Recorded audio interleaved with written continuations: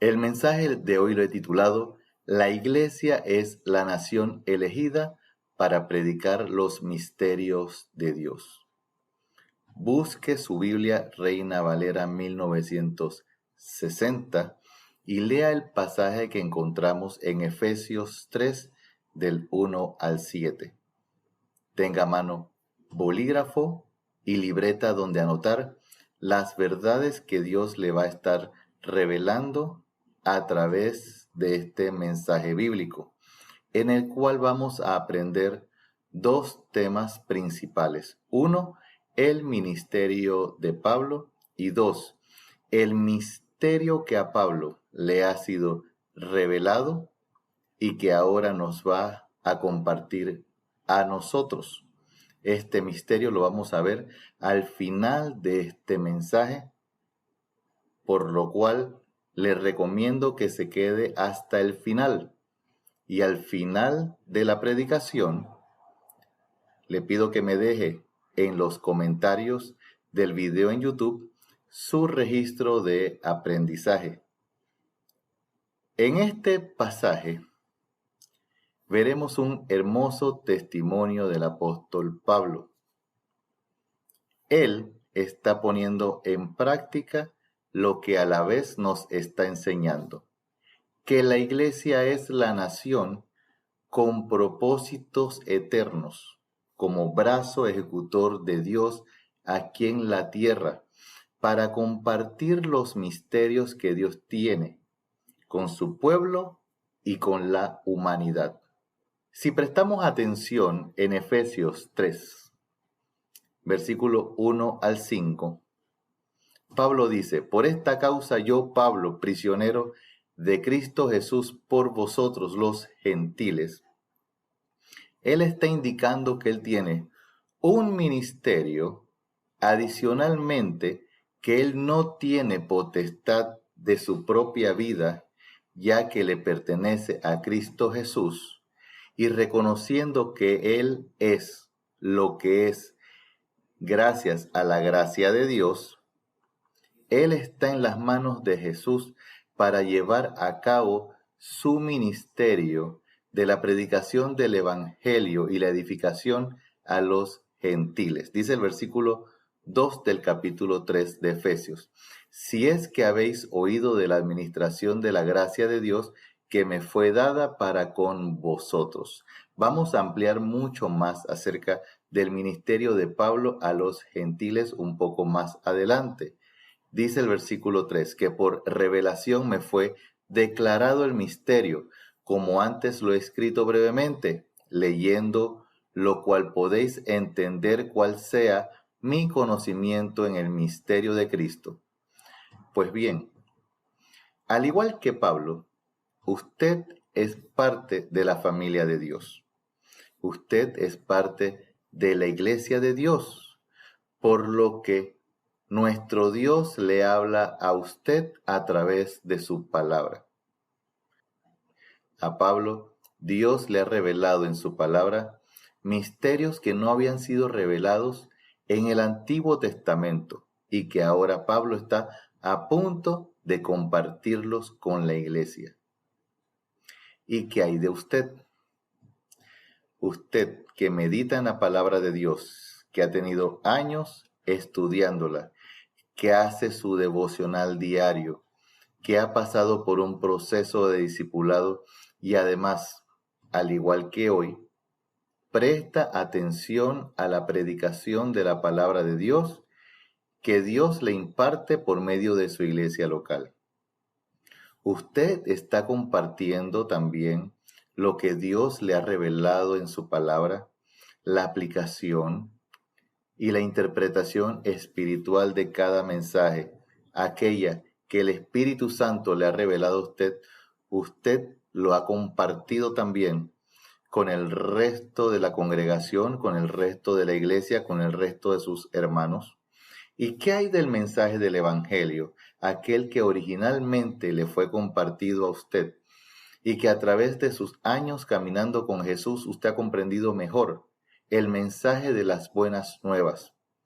Usted está predicando a las naciones que Jesús es el Salvador y creyendo en su corazón, confesando con su boca que Jesús es el Señor, usted está compartiendo que reciban a Jesucristo en su corazón para que sean salvos también. Pues el apóstol Pablo en este pasaje nos da un gran ejemplo. Aquella palabra que le ha sido revelada, hoy nos la está compartiendo. Dice el versículo 5 de Efesios capítulo 3. Misterio que en otras generaciones no se dio a conocer a los hijos de los hombres, como ahora es revelado a sus santos apóstoles y profetas en el Espíritu. Al final de este mensaje vamos a conocer cuál es ese misterio que nuestro Dios, a través del Espíritu Santo, le ha revelado a Pablo y que vamos a poder comprender mejor a través de este pasaje, el cual usted también tiene la tarea de compartirlo con otras personas más. La tarea que está llevando el apóstol Pablo es la misma tarea que debemos llevar a cabo todos nosotros. A ver, Pablo predica el evangelio hasta el fin del mundo, enseña la palabra de Dios a las naciones y es instrumento de edificación para el pueblo de Dios. Por medio de compartir la revelación de las Escrituras, Pablo está poniendo en práctica lo que directamente nos indica que es su llamado y es el motivo por el cual está ahora preso en Cristo Jesús. A ver, ¿cómo pasó todo? ¿Cómo fue que Pablo recibió su llamado y en qué consiste su ministerio? Recordemos que Pablo era perseguidor de la iglesia. Camino a Damasco es interceptado por Jesús. En ese momento Pablo entiende y confiesa que Jesús es su Señor y se convierte a Cristo, siendo así ahora parte de la iglesia de Dios. Dice Hechos capítulo 9 versículos 4 al 6.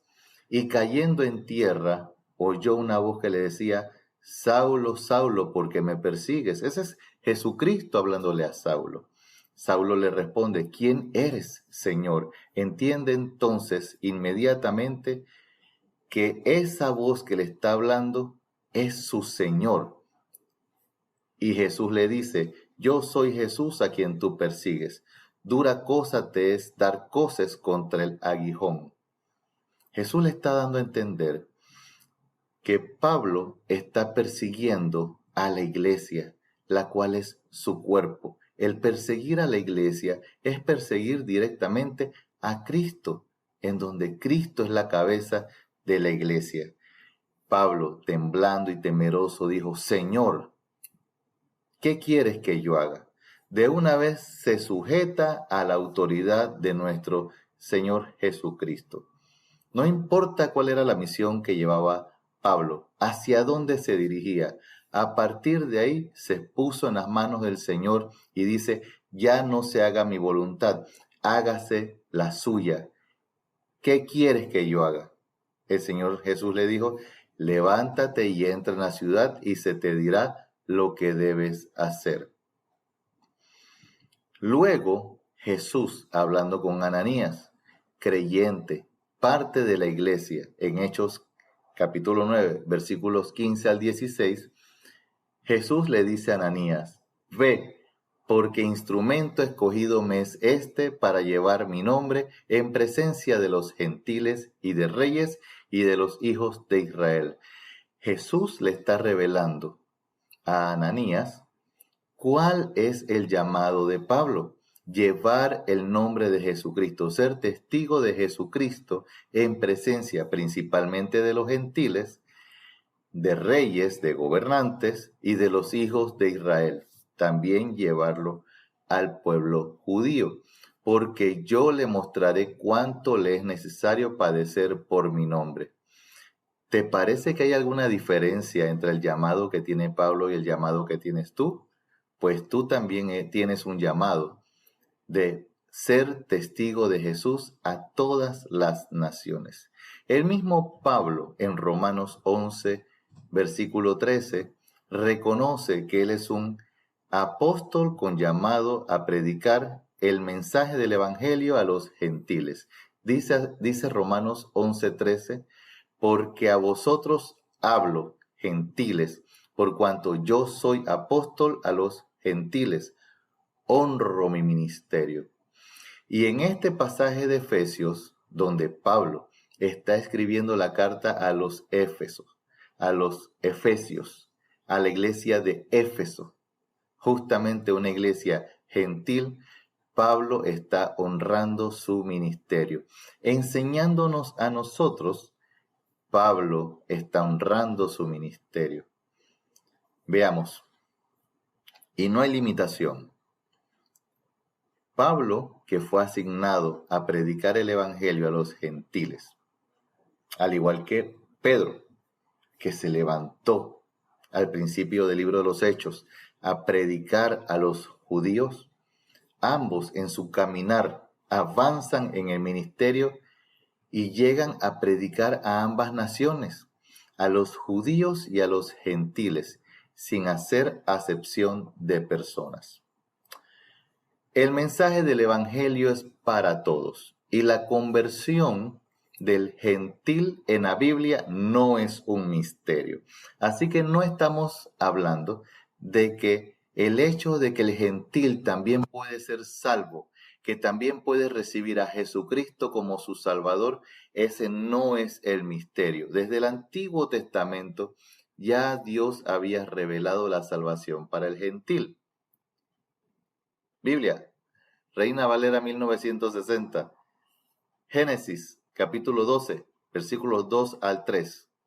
Dice Jehová Dios, y haré de ti una nación grande, y te bendeciré, y engrandeceré tu nombre, y serás bendición.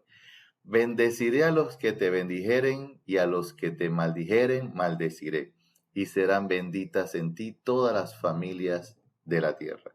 Estaba claro que de la descendencia de Abraham vendría el pueblo hebreo, el pueblo judío, el pueblo de Israel. Sin embargo, también serían benditas el resto de las naciones de la tierra. Los gentiles serían bendecidos a través de la bendición de Abraham. A la mujer samaritana, cuya adoración se daba en los montes, muy diferente a la adoración que tenían los judíos, que era en el templo en Jerusalén, Jesús le dio a conocer también, hay dos pueblos, pero sabes, llegará el momento en que ni el pueblo de Israel ni los gentiles será la forma correcta, la única forma o la forma definitiva de adorar a Dios.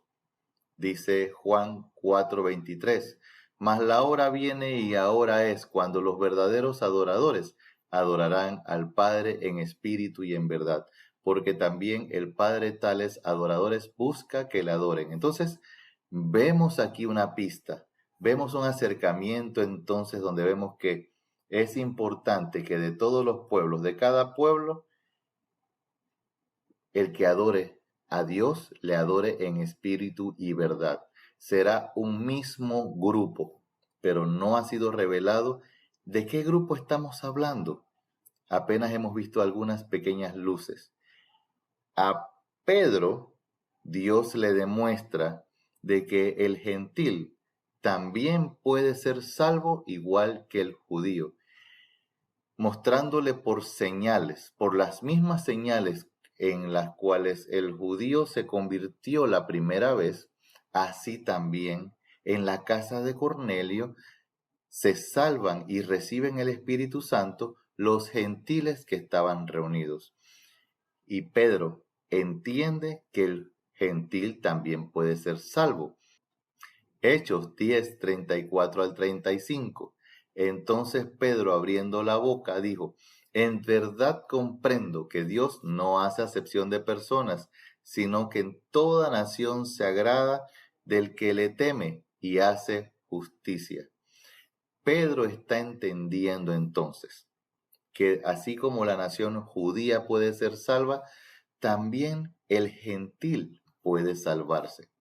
Sin embargo, ahora Dios en su palabra revela un misterio que no había sido revelado en todo el Antiguo Testamento. ¿Cuál es ese misterio que podemos encontrar en Efesios 3? Y que además el apóstol Pablo, siendo él miembro de la iglesia, nos los está compartiendo.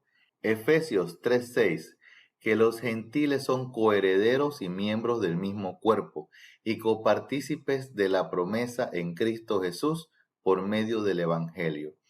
¿Qué está diciendo? Que el judío que reconoce, que confiesa con su boca que Jesús es el Señor y lo cree en su corazón, es salvo. Que el gentil que confiesa con su boca que Jesús es el Señor y lo cree en su corazón es salvo. Todo el que es salvo ahora es miembro del mismo cuerpo, del cuerpo de Cristo, en donde Jesús es la cabeza. Ya estamos viendo que tenemos un nuevo grupo. Ya no es el grupo judío, ya no es la nación judía, ya no son las naciones de la tierra, ya no estamos hablando de los gentiles, ahora estamos hablando de una nación santa que adora a Dios. Una nación nueva, la iglesia de Dios. Este es el misterio que ha sido revelado. Sencillamente los misterios en la Biblia son enseñanzas que no fueron revelados en el Antiguo Testamento y Dios nos lo está revelando. Cada misterio en las Escrituras, Dios nos las va revelando en el Nuevo Testamento. Este misterio nos revela que los judíos y gentiles que confiesen a Jesús y se conviertan a Cristo son ahora la iglesia de Dios. ¿Y desde cuándo nace este grupo? ¿Desde cuándo nace la iglesia de Dios? Bueno, la iglesia de Dios nace el día de Pentecostés. Fue una promesa que hizo Jesucristo en Juan 14, 15 al 16. Si me amáis, guardad mis mandamientos, y yo rogaré al Padre, y os dará otro consolador, para que esté con vosotros para siempre. Ahí Jesús está prometiendo que el consolador, el Espíritu Santo, estará en el creyente para siempre. El Espíritu Santo no se va del creyente y después regresa. El creyente no pierde la salvación, no pierde la vida eterna y después la vuelve a ganar. Sencillamente, Jesús está diciendo, yo estoy aquí en la tierra, yo soy el consolador. Cuando yo me vaya, quedarán ustedes solos por un corto tiempo, pero vendrá a ustedes otro consolador y Él va a estar con ustedes para siempre. Ese consolador es el Espíritu Santo. Lee Juan 14:25. Os he dicho estas cosas estando con vosotros, mas el consolador, el Espíritu Santo, al quien el Padre enviará en mi nombre, Él os enseñará todas las cosas y os recordará todo lo que yo os he dicho. Además, cuando Jesús le anuncia la gran comisión en Hechos 8, vuelve y les recuerda que vendrá a ellos el Espíritu Santo, el cual les dará poder para que ellos sean testigos desde Jerusalén, toda Judea, Samaria, hasta lo último de la tierra, testigos de Jesús. Ese día llegó, cuando recibieron el poder, cuando llegó el Consolador, cuando llegó a ellos el poder de Dios para testificar de Jesús. Llegó el día en que fueron sellados por el Espíritu Santo de la promesa. Ese día lo encontramos en Hechos 2. Vamos a leer Hechos 2 del 1 al 8. Cuando llegó el día de Pentecostés, estaban todos unánimes juntos. Y de repente vino del cielo un estruendo como de un viento recio que soplaba el cual llenó toda la casa donde estaban sentados, y se les aparecieron lenguas repartidas como de fuego, asentándose sobre cada uno de ellos. Y fueron todos ellos llenos del Espíritu Santo, y comenzaron a hablar en otras lenguas, según el Espíritu les daba que hablasen. Moraban entonces en Jerusalén judíos, varones piedosos, de todas las naciones bajo el cielo. Y hecho este estruendo, se juntó la multitud y estaban confusos, porque cada uno les oía hablar en su propia lengua. Recordemos que en la Biblia, lenguas es idiomas. Cuando vino el Espíritu Santo a ellos pudieron hablar en los idiomas de todas estas personas que habían venido desde diferentes regiones, desde diferentes naciones. Judíos prosélitos que hablaban diferentes idiomas podían entender en su propio lenguaje. Dios es un Dios de entendimiento. Ellos no estaban hablando jeringonza. El Espíritu Santo no les dio a ellos para que hablaran palabras indecibles, palabras que no podían reconocer, sino que los apóstoles podían hablar en los idiomas de aquellas personas que vinieron a Jerusalén y le pudieron hablar en sus propios idiomas, de tal manera en que el mensaje del evangelio fue entendido por todos los judíos que habían venido a Jerusalén. Reitero, estos judíos no vivían en Jerusalén, vivían en diferentes naciones. Más o menos son enlistadas aquí 16 naciones diferentes. Y estos judíos que venían de 16 naciones diferentes podían entender en su propio lenguaje. Ese día nace la iglesia y nace dándonos un gran ejemplo, compartiendo el mensaje del evangelio para la conversión de las multitudes, para que muchos escuchen las buenas nuevas de Jesús y sean salvas. Para terminar, acciones a tomar. Ahora tú, viendo este ejemplo de Pablo que podemos leer en Efesios capítulo 3, entiende que eres especial. Eres parte de la iglesia de Dios, una nación santa, un pueblo adquirido por Dios, por amor, por Él y para Él, a través de la sangre de Jesucristo. No necesitas compararte con los judíos.